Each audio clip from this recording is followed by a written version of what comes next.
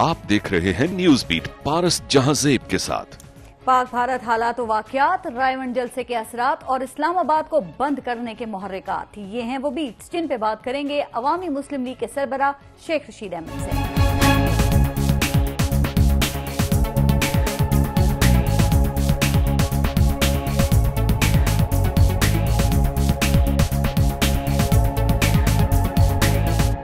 जो हक समझता हूँ वही बोलने का आदी हूँ, मैं अपने शहर का सबसे बड़ा फसादी हूँ।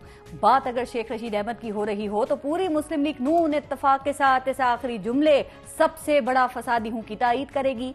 चूंकि कहा जाता है कि शरीफ बिरादरान शायद इमरान खान से इतने खाइफ नहीं जितने शेख रशीद अहमद से हैं। वजह यह है कि शेख रशीद उनको जानते हैं और वो भी शेख रशीद अहमद को अच्छी तरह जानते हैं। इसलिए असेंबली में स्पीकर अयाज सादिक बार बार शेख रशीद का माइक बंद करवा देते हैं, लेकिन स्पीकर की ये पाबंदी भी शेख रशीद अहमद का माउथ पीस बंद नहीं करा सकी और वो मुसलसल पसे दीवार के किस्से सरे दीवार ला रहे हैं। अवाम के सामने नवाज शरीफ एंड कंपनी की लूटमार, करप्शन, किकबैक्स और कमीशन की भूख से पर्दा उठा रहे हैं और बकौल खुद उनके वो मुल्क बचाने के मिशन पर लगे हुए हैं। तो अब सवाल यह है कि 2013 के इलेक्शन में अवाम ने शेख रशीद और उनकी मददगार पार्टी पाकिस्तान तहरीक इंसाफ को मुल्क बचाने का मौका क्यों नहीं दिया? क्यों इक्तदार का ताज मियां नवाज शरीफ के सर पर सजा दिया? फिर इसके बाद धांधली के सबूत और पैनामा लीक्स की हर आगाही के बावजूद ज्यादातर ज़िमनी इलेक्शन और बल्दियाती इलेक्शन में भी शेख रशीद और इमरान खान के हिस्से में सिर्फ महरूमी ही आई। तो अब क्या कोई गारंटी है कि शरीफ बिरादरान को इक्तदार से बेदखल करने के लिए अवाम उनकी आवाज पर लब्बैक कह देगी? सवाल यह है कि शेख रशीद अहमद इमरान खान के साथ मिलकर पाकिस्तान में एहतजाज की जो नई रिवायत सामने ला रहे हैं, इसके बाद क्या कोई भी जमहूरी हुकूमत आजादी से अपना काम कर सकेगी? बकौल शेख रशीद अहमद मियां नवाज शरीफ मसला कश्मीर पर, भारतीय जहरियत पर, मोदी को इसकी दहशतगर्द सोच पर आईना दिखाने और पाकिस्तानी अवाम के जज्बात और एहसासात की तर्जुमानी करने में नाकाम रहे हैं। तो सवाल ये भी है कि क्या वजीर आजम पाकिस्तान मोदी से मोहब्बत का ये इजहार जानबूझकर कर रहे हैं और मुहिब्बे वतन कुव्वतों को ये सब नजर क्यों नहीं आ रहा? इसी पर हम प्रोग्राम में बात करेंगे, लेकिन पहले लेंगे ब्रेक और ब्रेक के बाद हमारे साथ मौजूद होंगे अवामी मुस्लिम लीग के सरबराह शेख रशीद अहमद।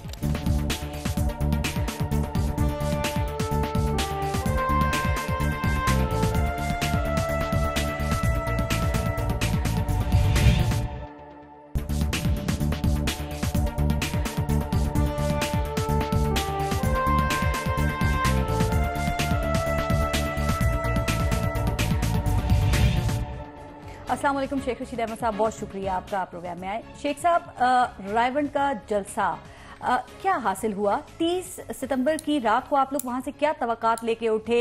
मियां नवाज शरीफ की पोजीशन पे कितना असर पड़ा? हुकूमत की सफों में कितनी हलचल मची? कुछ अंदाजा है आपको? बहुत अंदाजा है, सारी जिंदगी यही काम किया, पसीने छूटे हैं नवाज शरीफ के और शहबाज शरीफ के। लाखों लोग गए, अपने किरायों पे गए। मैं खुदा को गवाह बना के कहता हूं कि इतना बड़ा जुलूस कभी लाल वेली से भी नहीं गया अवामी मुस्लिम लीग का आज तक।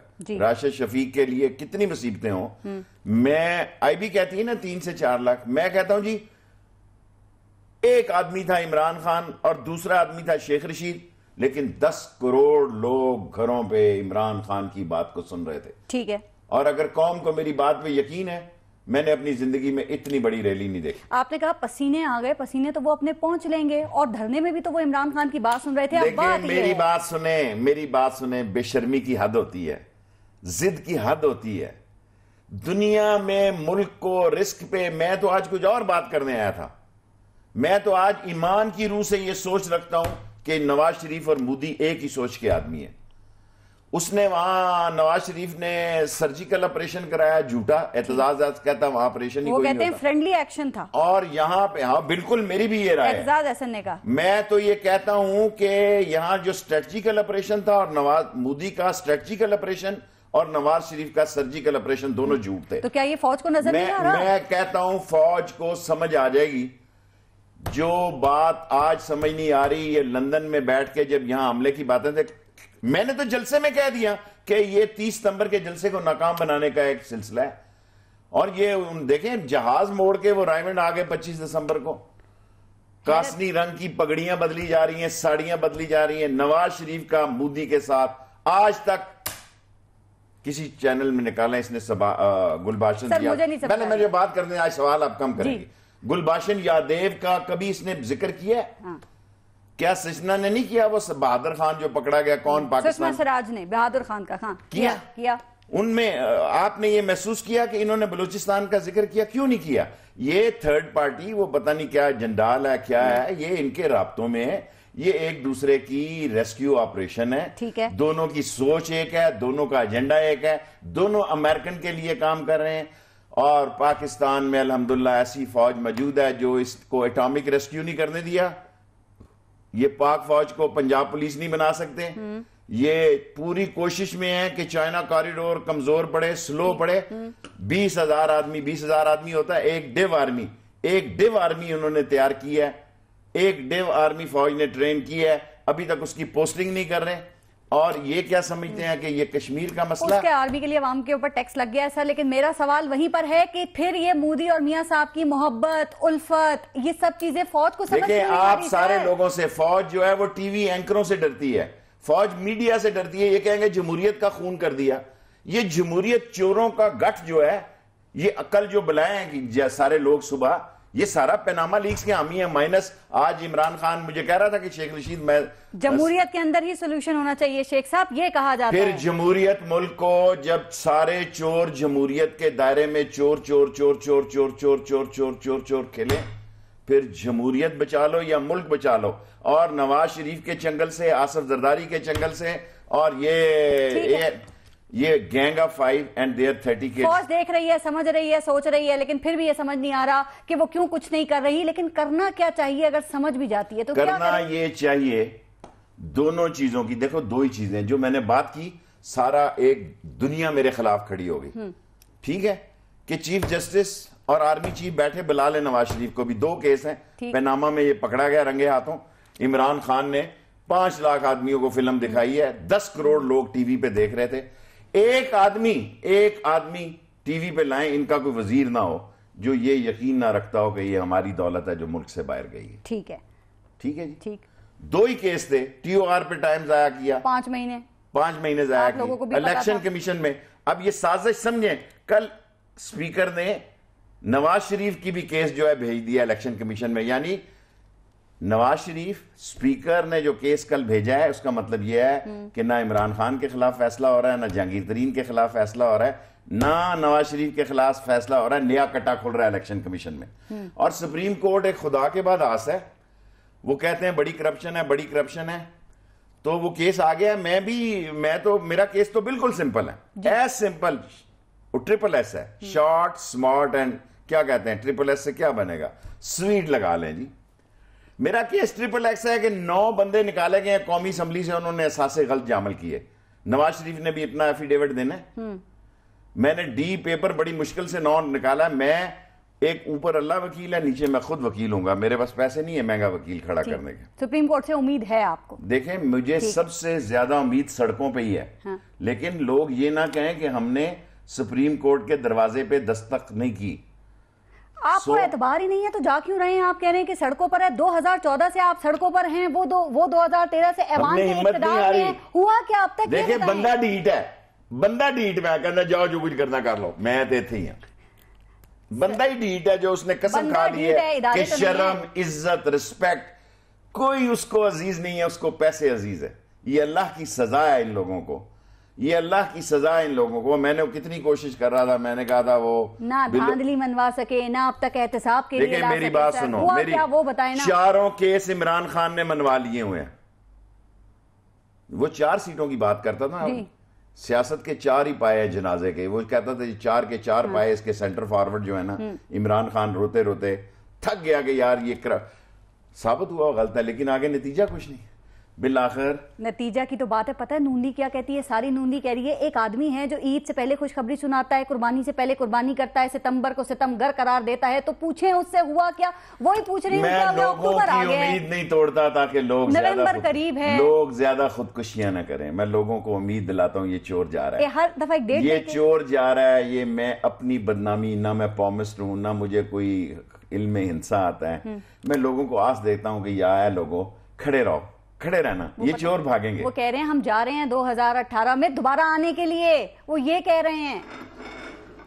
अल्लाह के यहां देर है, इतनी भी नहीं और अंधेर भी इतना नहीं है। ठीक है, आपने कहा कि या तो आर या पार, और इमरान खान ने ये मुहर्रम के बाद जो है कह दिया कि अगर मियां साहब ने खुद को एहतसाब के लिए पेश नहीं किया तो हम हुकूमत नहीं चलने देंगे, हम इस्लामाबाद को बंद मैं करेंगे। खान के साथ हूं।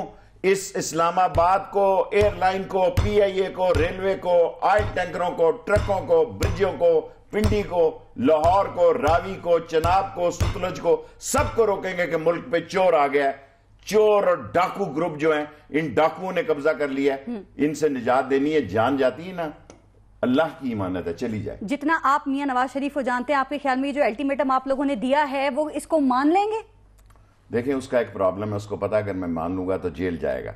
जेल जाएगा ना तो इसको फॉलो करेगा पीछे आसफ जरदारी, उसके पीछे आएगा असफंद यार वली खान, उसके पीछे बाकी जिन्होंने पैसे जमा, पूरी चेन है चोरों की, पूरी गठ है जी, पूरी गठड़ी है चोरों की, चोरों का पूरा एमाल नामे है। देखे ना, ये पहले एक दूसरे से बात करते रहे, मुझे क्या पता था सरे महल का, मुझे तो नवाज शरीफ ने डॉक्यूमेंट दिए कि ये है शेख रशीद पैजा। हमें तो हार का नहीं, बाद में देखें यूसुफ रजा गिलानी के बेगम को जो उन्होंने बेवा के लिए हार दिया, यतीमों के लिए उसने अपनी बेगम के गले डाल दिया, शायद उसे यही बेवा नजर आई सबसे ज्यादा। सर, इस मुल्क के साथ क्या हो रहा है? कब तक हम ये जुल्म सहेंगे? बिल्कुल ठीक। फर्ज करें कि वो लोग पागल हैं जो मुझे कहते हैं कि 4-4 करोड़ लोग एक एक मेरा प्रोग्राम सुन रहे हैं, वो समझते हैं कि यार एक बंदा हमारी बात कह रहा है, उसकी पार्टी छोटी से ही, ये पार्टियां बड़ी हैं जी। ये सारी पार्टियां जो सुबह आ रही हैं एक इमरान खान को निकाल के, हालांकि इमरान खान कहता था शेख रशीद मैं रोकता हूं शाह महमूद को, मैंने कहा नहीं जनाब, ऐसे ही रंग में भगना डालो।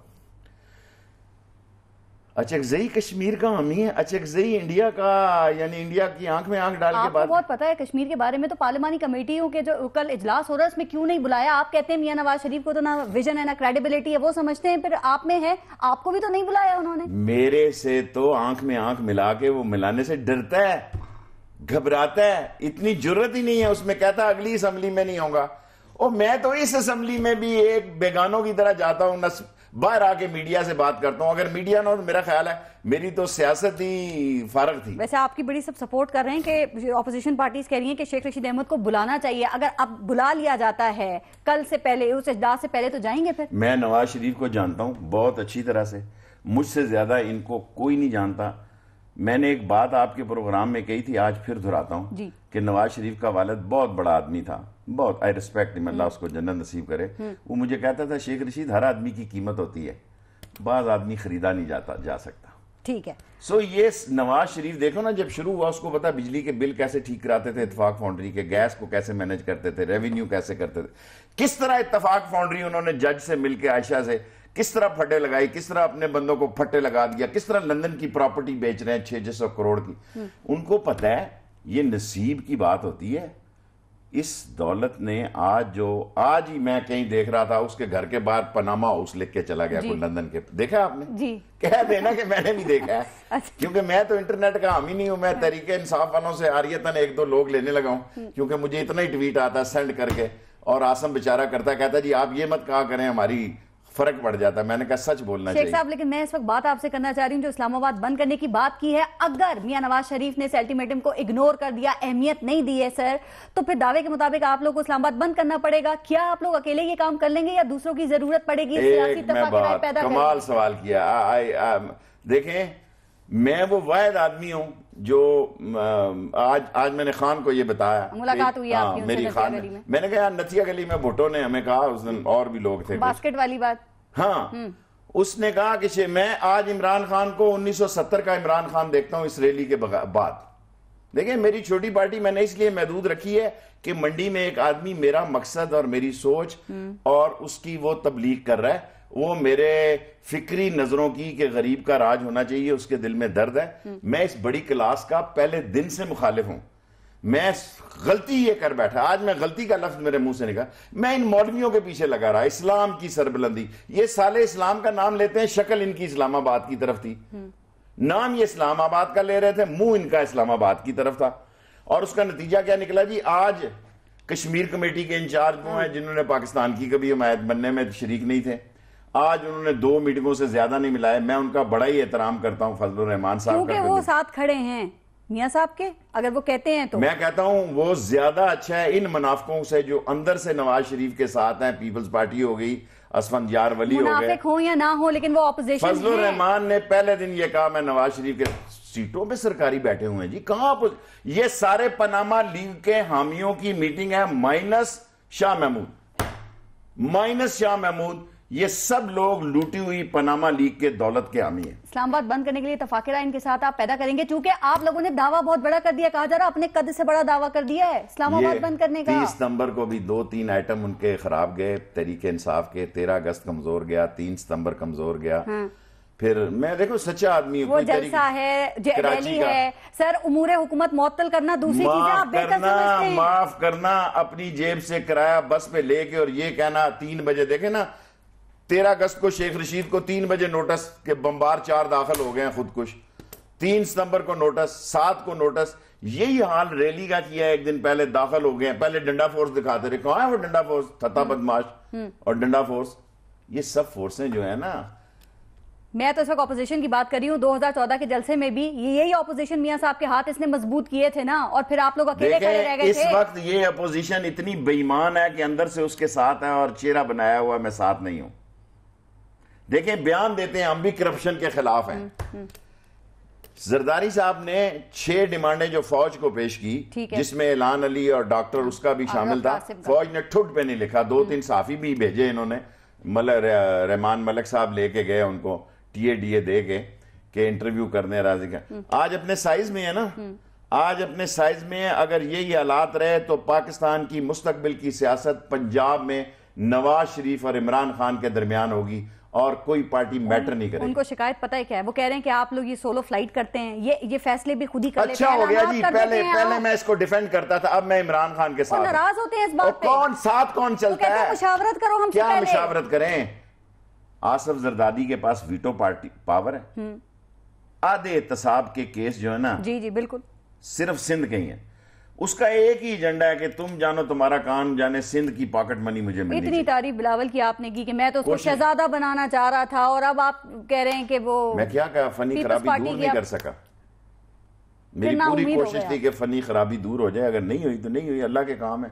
अल्लाह ने जो जिसको सलाहियतें दी है, मैंने तो पूरी कोशिश की कि बिल्लो रानी से उसको शहजादा कहा, और उसे कहा बाप, उसने मुझे कहा मैं तेरा बड़ा फैन हूं, तू मेरा मतलब है। मैंने उसको एक ही बात कही कि बाप के पास ना, बाप के नक्शे कदम पे ना जाना, अपनी माँ और अपने, इसमें क्या बुराई की? सर अगर कोई बात आपकी ना माने तो फिर आप बिलो द बेल्ट चले जाएंगे। मैंने तो नहीं कहा, मैंने तो अब कुछ भी नहीं कहा, मैंने वादा किया उसके बारे में, बच्चों के बारे में कुछ बात नहीं। अच्छी बात है, ठीक। सर अभी फनी खराबी का वर्ड आपने यूज किया ना, इसलिए ये मैं टेक्निकल बातें करता हूँ, इसमें लाहौर डेंटर किस्म का, मैं पेंटर किस्म का। नून कहती है कि इस्लामाबाद को बंद करने का मकसद है पाकिस्तान को बंद करना, तो क्या ये जमहूरी तर्ज अमल है, या अपने मकसद को हासिल करने के लिए आप जमहूरी और गैर जमहूरी तर्ज अमल की आप लोग फिक्र नहीं करेंगे? ये खिलयाने इनके लिए छोड़ दें। 73 बिलियन US$ का मकरूज बना दिया IMF का।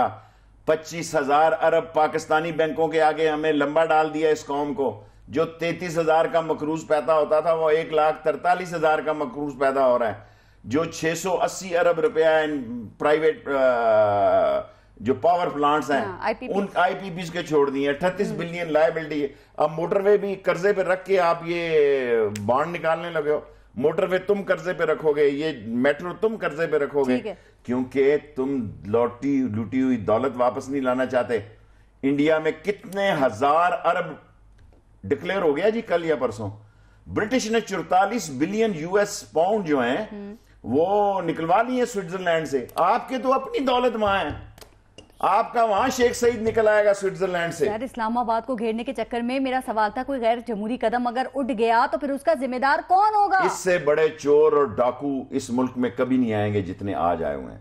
इन्होंने जिस दिन ये सच बोलेंगे इनकी सियासी जिंदगी का आखिरी दिन होगा। बिजली आ गई है जनाब अली, घसीटेंगे। ये $6 करोड़ हैं इसके पास, आसफ जरदारी के पास। ये जनाब इस ग्वाल मंडी में खंबे पे लटका देंगे। ये नंदीपुर डोंगफोंग कंपनी ब्लैक लिस्ट को यूज किया हुआ है। वो कायदे आजम सोलर प्लांट ब्लैक लिस्ट। ठीक है, इससे पहले जरा आगे चलें, थोड़ा मोदी के ऊपर मैं आऊं, लेकिन एक बात, मैं 30 सितंबर को आपने तकरीर की, उसमें आपने ये कहा कि इनकलाब के लिए अगर खून चाहिए तो सबसे पहले मेरा खून हाजिर है, इमरान खान हुक्म करें, मैं खुद ही तैयार हूं। इमरान खान क्या हुक्म करेगा जी? तो फिर आपने क्यों कहा तकरीर में वो पता नहीं मैं आप इसलिए इमरान कहता खान हूं के कि बगल तहरीक बच्चा हैं। इंसाफ में एक ऐसा पढ़ा लिखा क्राउड है जो ये समझता है कि मेरा बाल सही जगह टप्पा नहीं खाती, अच्छा। मेरी लाइन और लेंथ ठीक नहीं है।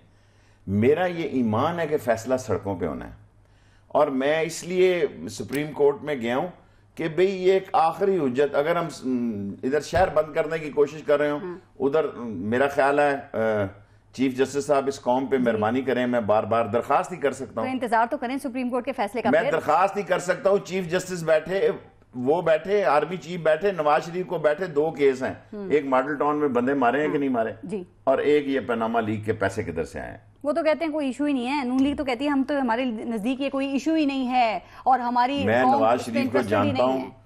वो खिताब भी मुझे याद है जो कहते हैं मैं डिक्टेशन नहीं लूंगा। हाँ। मैं जानता हूँ इतना सियाना है अपने काम का, इसे पता था कि शेख रशीद ऑन बोर्ड नहीं होगा। ठीक। मेरे शहर से मेरे सपोर्टरों को नाश्ते करा के पंजाब हाउस से और सुप्रीम कोर्ट में हमला करा दिया और मुझे खबर नहीं होने दी। अच्छा सर, फर्ज करें ये जो आपका शहर बंद करने का, इस्लामाबाद बंद करने का प्लान है, अगर ये लोग सिर्फ इस्लामाबाद ही नहीं, हम आप पोर्ट आगे भी बंद करेंगे, आगे भी जा सकते हम हैं। एयरपोर्ट भी बंद करेंगे, अच्छा, पूरा हम पूरा पाकिस्तान बंद करने की कोशिश करेंगे। हम फौज आपको दयानतदारी, ये करने देगी? वो देखती कौन? रहेगी फौज, क्योंकि आप फौज ये करने दे रही है? चोर लूट रहा है, ये पंजाब पुलिस बना रहे हैं फौज को कि जाली हमला करवाया परसों, 2 बंदे शहीद करके स्ट्रेटजिकल, ये फौज देख रही है कानून को हाथ में क्या? लेंगे? फौज क्या कानून जी? चोर अगर लूट रहा है कानून हरकत में आए।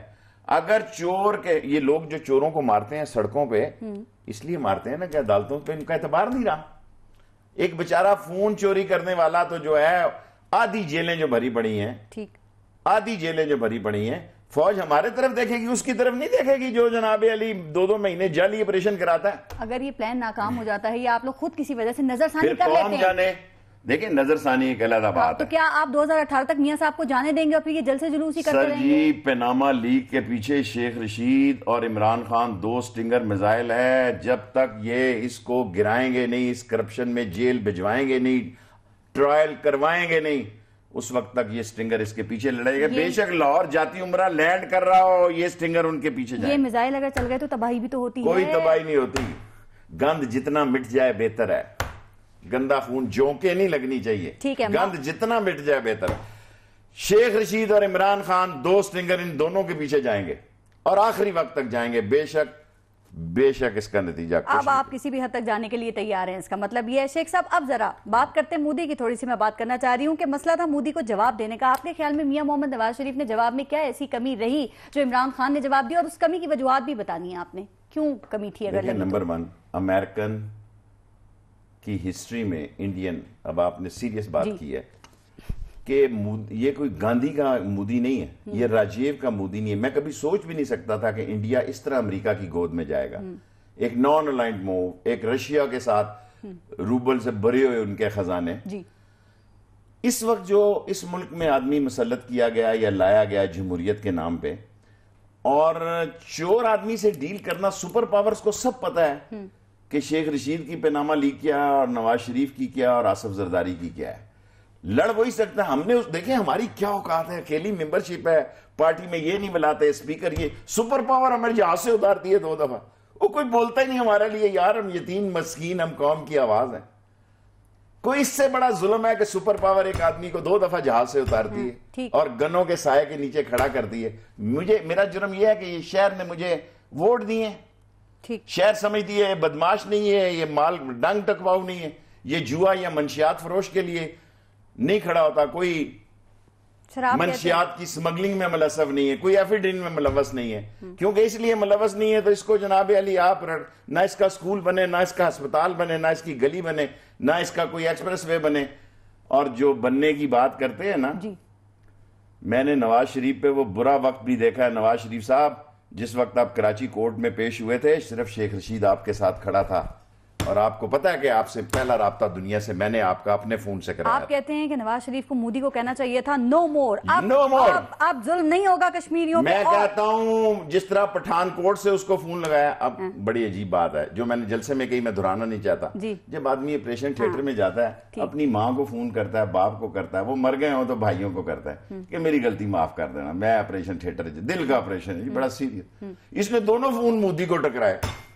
अगर इतने अहम मौके पे मोदी याद रहता है तो जब कश्मीरियों पे जुल्म होता है जब कश्मीरियों पे ज्यादती होती है आप उसको कह नहीं सकते Modi no more, don't do like this. आप स्टेटमेंट्स देखें मियां साहब ने अभी गुज़िश्ता चंद दिनों पहले जो दिए हैं, जो उन्होंने 21 सितंबर आज तक किसी स्टेटमेंट में देखें मुसलमानों का दुश्मन खून का प्यासा इतना मैं बास का सोचता हूं, कई दफा मैं सोचता हूं, एक जमाना था जमाल नासर लीडर था, कमाल अतातुर्क था, हो ची मिन था, किम इल संग था, किम जॉन इल था, अब यही है गुड्डू बाबू, नवाज शरीफ, मोदी, शहबाज शरीफ, ये लीडर हैं। सर यूएनओ में स्पीच सुनी थी आपने? सर यूएनओ में तो लिखी हुई होती है। दिल से नहीं किया आपने कहा, वैसे मैंने नहीं कहा, मोदी ने कहा, किसी और की लिखी हुई है। देखें अब आप गलत बात कर, मैंने ये नहीं कहा, मैंने खुद इससे खिताब किया है। हाँ। मैं लड़ गया, साहबजादा यकूब मर गया, मेरी जिंदगी की ख्वाहिश थी, गरीब का बेटा था, मेरी जिंदगी की ख्वाहिश थी कि मैं अक़वाम मुत्तहिदा की जनरल असम्बली से खिताब करूं। जब मैंने ये ख्वाहिश का इजहार किया तो ये सारे लोग जो मेरे खूनी दुश्मन है कि ये किधर गरीब का बच्चा आगे बढ़, इन्होंने कहा तू नहीं कर सकता। मैं कहा ऐसी की तैसी, मेरे अलावा जो यूनाइटेड नेशन में, इन्होंने मुझे इतनी मुश्किल तकरीर लिख दी, इतनी मुश्किल कि मैं कोलंबिया यूनिवर्सिटी से भी जाता, और सामने न्यूयॉर्क यूनिवर्सिटी में एक बच्चा था अपना एयर मार्शल का, मैंने उसको कहा यार इसे ठीक कर, उसने ठीक की तकरीर, में दौड़ के आया टैक्सी पकड़ के, अभी मेरा नाम ही बुलाया जा रहा था इसी जनरल असम्बली में, मैंने टका के 2 सफ़े तकरीर कर दी। साहबजादा यकूब करने कहने लगा मियाँ ये वो तकरीर तो नहीं थी। मैंने कहा जो शरारत आपने की थी ना फॉरेन ऑफिस ने, वो मैं भाग गया, मकसद हल करती है कि नहीं? उन्होंने कहा जी मकसद तो मोदी के अल्फाज क्यों दोहराए आपने क्यों कहा कि मियाँ साहब जो हैं वो दिल से तकरीर नहीं कर रहे थे? मैंने नहीं कहा, उनको जानते हैं लोगों ने कहा। देखें नवाज शरीफ से जो इस वक्त हुक्मरानी कर रहा है ना, बाज़ मैं ख्याल करता हूँ सिर्फ अपनी दौलत बचाने के लिए कर रहा है, कहीं पकड़ में ना आ जाए। ठीक, क्योंकि सऊदी अरब में भी अब उसको वो टेक नहीं रहे। एक टर्की में नई उसकी यारी खुली है, टर्की वालों का भी बुरा हाल है। टर्की वाला भी अर्दगान अपने बेटे के फोन $60 मिलियन से फंस गया। डरा रहे हैं ओहो, मैं हकीकत की बात कर रहा हूँ। उन्हें डरा रहे हैं आप ये बातें करके। देखो इसके दो उस्ताद कौन है इस वक्त, एक अर्दगान है, उसके बेटे का भी फोन पकड़ा गया $60 मिलियन। इसके बेटों के तो लंबे फोन हो गए। डर के भागने वाले नहीं हम। अच्छी बात है सर। सीपैक देखें अगर भागेंगे नहीं ना तो मुल्क का फायदा हो जाएगा। ठीक, आप भाग जाएंगे ना तो मुल्क का नुकसान हो जाएगा, भागेंगे नहीं तो मुल्क के कर्जे शर्जे का कोई ना कोई हिस्सा अदा कर जाएंगे। अच्छा मुझे ब्रेक लेनी है, लेकिन एक बात सीपैक का आपने जिक्र किया था, आप ये कहते हैं कि ये जो पाक चाइना इकोनॉमिक कॉरिडोर है ये इसको नुकसान पहुंचाना चाहते हैं, और पता है परवेज रशीद कहते हैं कि जलसे जुलूसों से आप लोग इसको नाकाम करना चाहते हैं। जरा ये बता दें असल में इसका दुश्मन है कौन और कौन खैर ख्वाह है? ठीक, ये जवाब दे दें इसका। जी, इसका दुश्मन है अमेरिका, जिसका इन्फ्लुएंस एजेंट नहीं कहता, जिसके जेर साया हुआ है नवाज शरीफ और मोदी जी। और ये जितनी महंगी चाइना कॉरिडोर की मैं भरपूर हामी हूं। देखें कल की मीटिंग में मुझे नहीं बुलाया, मुझे कोई अफसोस नहीं, मुझे चाइना कॉरिडोर, उसे पता है कि मेरे चाइना के साथ कितने रिलेशन है। चाइना को और कश्मीर को इस मुल्क में मेरे अलावा कोई जितना बड़ी मर्जी एक्सपर्ट क्यों ना हो, लाल चौक से लेके अब्बा कदर तक और शबीर साहब से गिलानी तक, गिलानी साहब से लेके मलक तक, ठीक है जी, ये सब मेरा मतलब है सलाम दो वाले लोग हैं। और यही हाल चाइना का मेरे साथ चोएन लाई से लेके आज तक। लेकिन इन्होंने दोनों अहम इजलासों में सिर्फ ये कौम को बेवकूफ बना रहे हैं। ये कल की मीटिंग को इंडिया में इतना दमखम नहीं है वो हमला कर सके। आपने कहा जंग नहीं होगी, कभी सवाल ही पैदा, अंदर से तबाह करेगा। और हर अंदर से तबाह करने वालों को नवाज शरीफ साहब जो है ना वो लेपा टापी लिप टिप, वो क्या सर्विस होती है जो करते हैं, makeup, cosmetic service. Okay, cosmetic अंग्रेजी में बात करनी चाहिए। मैं लेपा पोती उर्दू। लेपा पोती। ब्रेक ले लूं फिर वजीर आज पे बात करेंगे। लेते हैं ब्रेक, देखते रहेगा न्यूज़ बीट।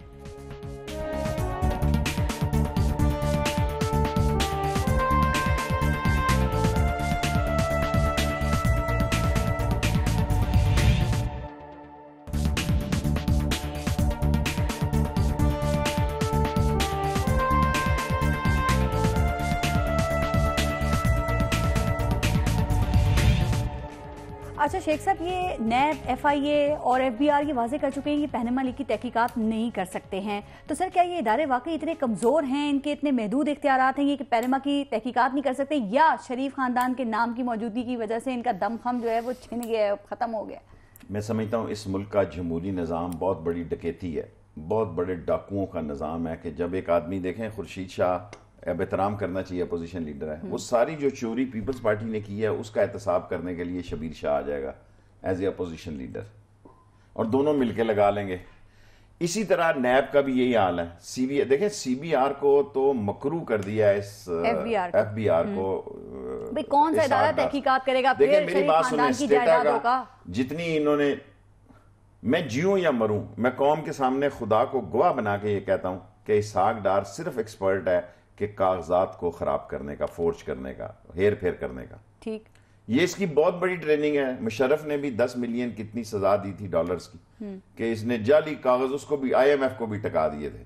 ये पता लगे आज एक मोटरवे कर्जे पे रख रहे हैं, कर्जों पता लगे जनाब अली लाहौर भी कर्जे पे रख दिया इन्होंने। इनका काम ये देखो, अपने महल नहीं कर्जे पे रख रहे, लाहौर मोटरवे कर्जे पे रख रहे हैं उन बॉन्ड्स के लिए। ओ बाबा अपने महल रखो। वो जब मीटिंग हुई, मैं एक बात बताता हूं, देखें ये बड़े प्लान होके आए हुए हैं। देखें ना, इनका मीडिया सेल है, पहले 3 थे, फिर 13 हुए, फिर 30, 26, अब 36 हो गए। तनख्वाहें मिल रही हैं PTV से, है जी। अरबों रुपए के जो इश्तेहार जा रहे हैं वो PTV से जा रहे हैं। अब इनका तरीका वारदात ये है कि बंदे को दिखाते सजी और मारते खबी हैं। ये सब वहां से प्लान होकर इन्होंने, वो पब्लिक अकाउंट की जब मीटिंग हुई जी, तो अभी उसने मुझे नोटिस भेजा एक फैसलाबाद में। कहा यार छोड़ो, इन्होंने कहा जी लॉ सेक्रेटरी से बात करें। वो मैंने लॉ सेक्रेटरी देखा, खुदा की छोड़ो कसम नहीं खाता, मैंने लॉ सेक्रेटरी देखा नहीं हुआ। मैंने देखा, मैंने को ये तो अपने वही हैं असेंबली के मेंबर, 10 साल से एक्सटेंशन पे हैं। 10 साल से 4 दफा उनकी असेंबली में मैंने खुर्शीद शाह को कहा, मैं कहा बंदे खुदा ये तो चोर चोर खेल रहे हैं। लफ्ज मेरे मुंह में बड़ा सख्त आया था, मैंने रोक लिया। इदारे ठीक कैसे होंगे कि अवामी एहतजाज से होंगे, जब सड़कों पर आके होंगे, ऊपर बयानतदार आदमी आएगा, ऊपर ठीक आदमी आएगा। कैसे तकरीरों में ताने देने? मेरा मास्टर स्कूल में कहा करता था, शेख रशीद तू एक दिन बड़ा आदमी बनेगा। और जब कहत होता है ना, बंदा अल्लाह पैदा कर देता है। मैं अभी भी नाउमीद नहीं। 20 करोड़ लोग मेरा मजाक उड़ा रहे हैं, कब आएगा कब आएगा।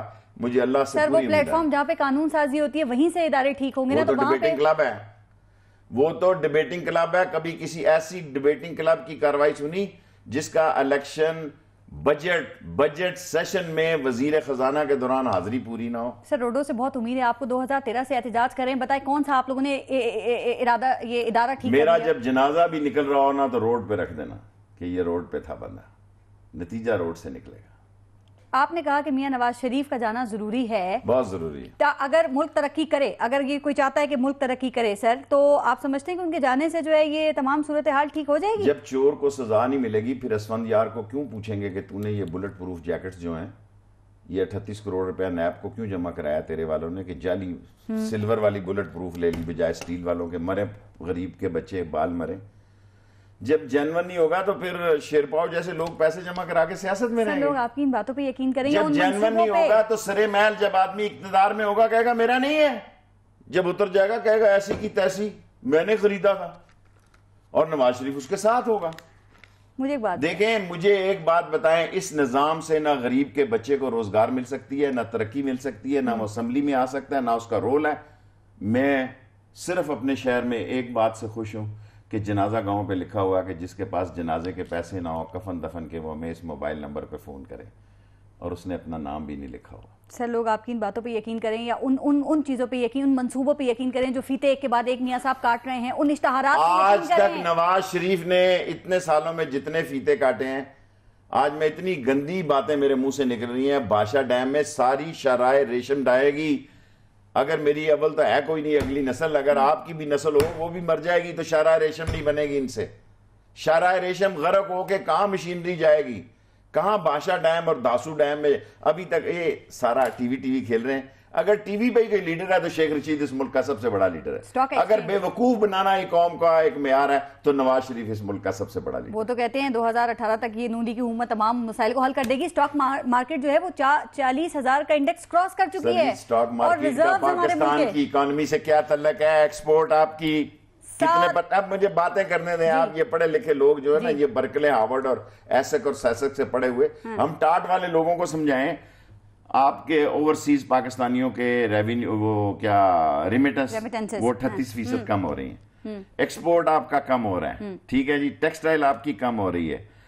जॉब की कोई फैसिलिटी नहीं, बिग जीरो है, इतना बड़ा जीरो है इन्वेस्टमेंट का इतना बड़ा जीरो है, इन्वेस्टमेंट का इतना बड़ा। वो कहते हैं रिजर्व्स देखो, जब हम आए थे $7 अरब से स्टार्ट लिया था, अब $23 अरब के रिजर्व्स हैं, आपको पता है? जिस वक्त नवाज शरीफ पिछली दफा गए थे ना 300 रह गए थे, जब मुशर्रफ आया तो 300 थे, 400 मिलियन। सर प्रोजेक्ट्स में शफाफियत देखें, शहबाज शरीफ कह रही है ऑरेंज लाइन है ना 70 से 80 अरब रुपए बचाया है मैंने इसमें, तो ये तरक्की है या चोर बाजारी है? फिर अब मैं कुछ कहना नहीं चाहता, ये सारे टोपे ड्रामिया जितने, कल हम गए जलसा करने, मैंने कहा ये क्या फ्रांस की सड़कें इतनी जबरदस्त नहीं है?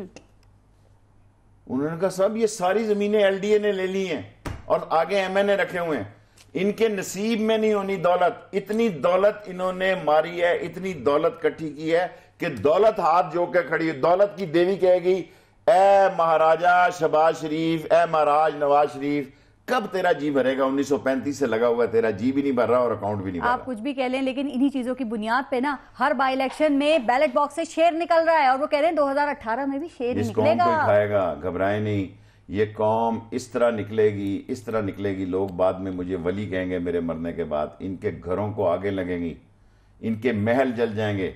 ये जो 8-8 अरब रुपए की दीवारें लगाई हैं, लोग सीढ़ियां लगा के चढ़ेंगे।